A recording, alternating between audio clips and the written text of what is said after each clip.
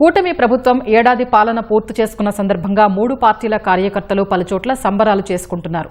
రాష్ట్రానికి పీడ విరగడే ఏడాదిందంటూ జనసేన నేతలు కార్యక్రమాలు నిర్వహించగా తెలుగుదేశం శ్రేణులు కేకులు కోసి శుభాకాంక్షలు చెప్పుకున్నారు.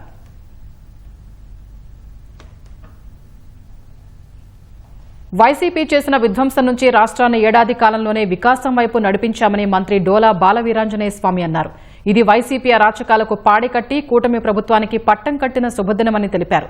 కూటమి ప్రభుత్వం ఎన్నికల్లో ఇచ్చినవే కాకుండా ఇవ్వని హామీలు అమలు చేస్తోందని మరో మంత్రి అనగాని సత్యప్రసాద్ అన్నారు. గత రాక్షస పాలనలో దెబ్బతిన్న ఏపీ బ్రాండ్ను ఏడాది కాలంలోనే తిరిగి నిలబెట్టగలిగామని తెలిపారు. రాష్ట్రంలో 3 పార్టీల కలయిక రాష్ట్రాభివృద్ది కోసమే తప్ప స్వార్థం కోసమో పదవుల కోసమో కాదని మంత్రి నాదెండ్ల మనోహర్ చెప్పారు. విజయవాడ స్క్రూబ్రిడ్జ్ సమీపంలోని ఇస్కాన్ ప్రాంగణంలో కూటమి ప్రభుత్వం మొదటి వార్షికోత్సవం నిర్వహించారు. విజయవాడ ఎంపీ కేశినేని శివనాథ్, ఎమ్మెల్యే గద్దె రామ్మోహన్ రావు కూడా వేడుకల్లో పాల్గొన్నారు. ప్రజల్లో సానుకూల దృక్పథాన్ని నింపేందుకే ఈ కార్యక్రమం చేపట్టామని మనోహర్ అన్నారు. మరో 30 ఏళ్ల పాటు కూటమి అధికారంలో ఉంటుందని ఎంపీ కేశినేని చిన్ని అన్నారు.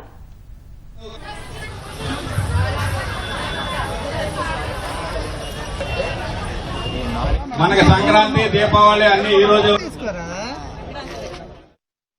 మరొకసారి ఈ కలయిక దేనికోసం, స్వార్థం కోసం కాదు, పదవుల కోసం కాదు. ఈ కలయిక కేవలం రాష్ట్ర భవిష్యత్తు కోసం, మన బిడ్డల కోసం. సంక్షేమం, అభివృద్ధి రెండూ చేసి అద్భుతంగా మనం ముందుకు తీసుకెళ్దాం.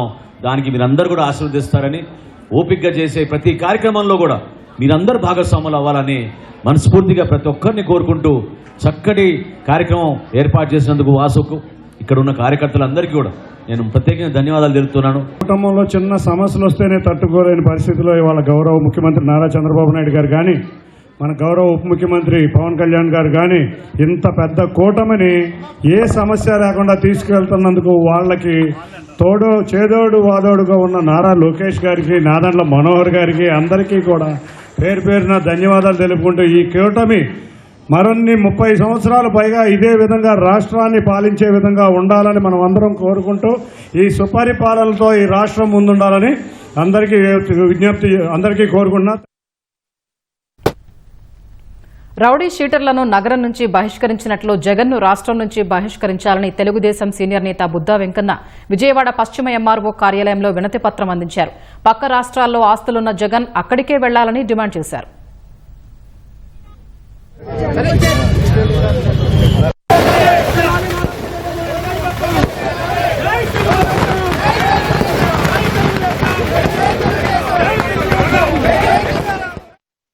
సుపరిపాలనకు ఏడాది పూర్తయిందంటూ మంగళగిరిలోని జనసేన కేంద్ర కార్యాలయం వద్ద ఆ పార్టీ నేతలు మిఠాయిలు పంచుకున్నారు.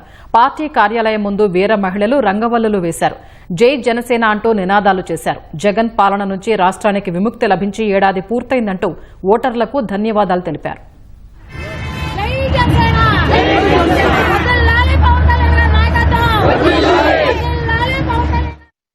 ఒంగోలులోని అభిమానుల సమక్షంలో MP Magunta Srinivasulu Reddy cake cut చేశారు.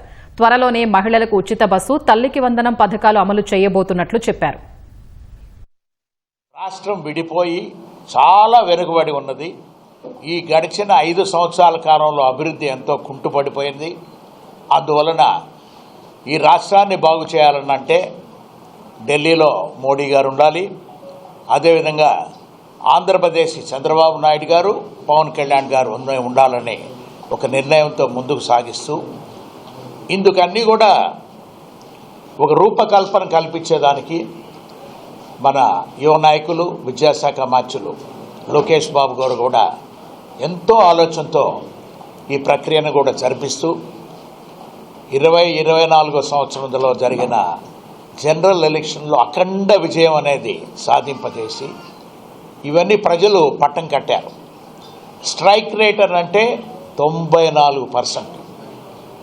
ఎక్కడా ఎప్పుడూ కనివిని ఎరుగతులు వీటిలో ఉంటుంది. ఏ రాష్ట్రంలో కూడా ఇంత పర్సంటేజీ ఒక పార్టీకో ఒక గ్రూప్కో ఇవ్వటం అనేది ప్రజలు చాలా అరుదైన విషయం. ఆ అరుదైన విషయం అంటే ఒక నమ్మకం. ఈ ముగ్గురు కలయికతో రాష్ట్రం అభివృద్ధి చెందుతుంది. మన పిల్లలు కూడా భవిష్యత్తు కూడా బాగుంటుంది. ఉద్యోగ అవకాశాలు కూడా మెరుగవుతాయి.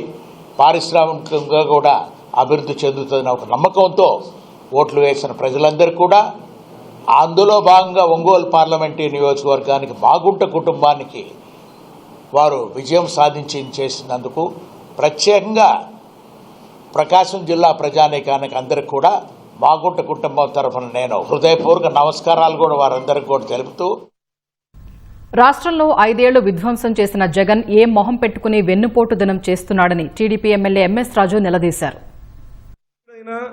ప్రజలకు సంబంధించి నిజంగా ప్రజలకు ఇబ్బంది కలిగితే ఒక పార్టీ అధ్యక్షుడిగా లేదా మాజీ ముఖ్యమంత్రిగా ప్రజల వైపు నిలబడి ఉద్యమాలు చేయడం సహజం.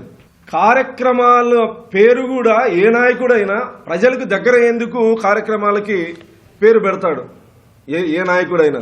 గౌరవ ముఖ్యమంత్రి చంద్రబాబు నాయుడు గారు ముఖ్యమంత్రి అయిన తర్వాత ఓర్చుకోలేక జీర్ణించుకోలేక ప్రజలకు సంబంధం లేకుండా కేవలం చంద్రబాబు నాయుడు గారినో లేదా కూటమి ప్రభుత్వంలో వ్యక్తిగతంగా టార్గెట్ చేసే విధంగా వెన్నుపోటు దినం అని చెప్పేసి కార్యక్రమానికి పిలుపు ఇవ్వడం అతని యొక్క సైకో మనస్తత్వానికి, జగన్మోహన్ రెడ్డి యొక్క నీచ మనస్తత్వానికి, జగన్మోహన్ రెడ్డి యొక్క రాక్షస మనస్తత్వానికి ఇదొక నిదర్శనం. నీ పరిపాలనలో దళితుల మీద అంత దమనకాండ జరిగితే ఏ రోజు నువ్వు పరామర్శించలేదే? 5 సంవత్సరాల్లో సాగునీటి ప్రాజెక్టులకి ₹1 ఖర్చు పెట్టినటువంటి సందర్భం ఉందా? రాయలసీమలో హంద్రీనీవా ప్రాజెక్టులో ఒక్క గంప తట్టెడు మట్టి తీసినటువంటి సందర్భం ఉందా? ₹1 ఖర్చు పెట్టినటువంటి సందర్భం ఉందా? అనకాపల్లి జిల్లా పాయకారావుపేట టీడీపీ కార్యాలయ ఆవరణలో కేక్ కోశారు. మిఠాయిలు పంచి బాణాసంచా కాల్చారు. ఏడాదిలో రాష్ట్ర అభివృద్ధి సంక్షేమానికి చంద్రబాబు, పవన్ కళ్యాణ్ కృషి చేశారని కూటమి నాయకులు పేర్కొన్నారు. నాయకత్వం